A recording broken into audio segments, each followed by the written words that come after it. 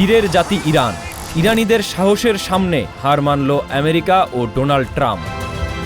Iran কারো কাছে মাথা নোয়ায় না। তারা প্রয়োজনে জীবন দেবে, আর্থিক ক্ষতির সম্মুখীন হবে, তবুও নিজেদের মান সম্মান খোয়াবে না।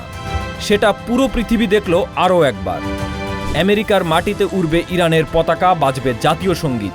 সেটার মীমাংসা করে দিল স্বয়ং ফিফা। পুরো বিশ্বের সামনে গর্বে বুক উঁচু করে দাঁড়িয়ে আছে ইরানিরা। পুরো গল্পটা জানা যাক।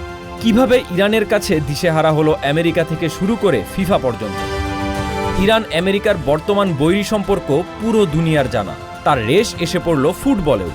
হোয়াইট হাউস থেকে ফিফাকে অনুরোধ জানানো হয় ইরানকে যেন বিশ্বকাপ থেকে বাদ দেয়া হয়।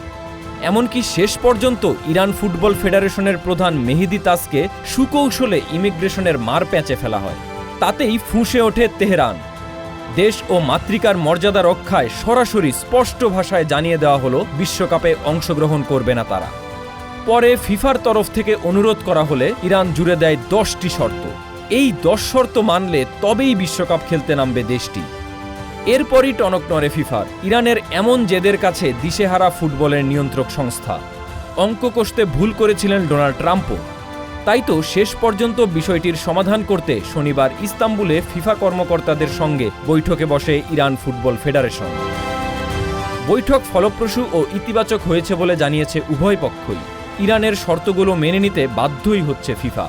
এই ঘটনা সম্পর্কে ইরান ফুটবল ফেডারেশন প্রধান মেহেদি তাজ জানিয়েছেন, গ্রাফস্ট্রোম ও অন্যান্য ফিফা কর্মকর্তাদের সাথে তাদের খুব ভালো একটি বৈঠক হয়েছে। তিনি বলেন, আমি আনন্দিত যে তারা ইরানের উত্থাপন করা প্রতিটি পয়েন্ট মনোযোগ দিয়ে শুনেছেন এবং প্রতিটির জন্য সমাধান দিয়েছেন।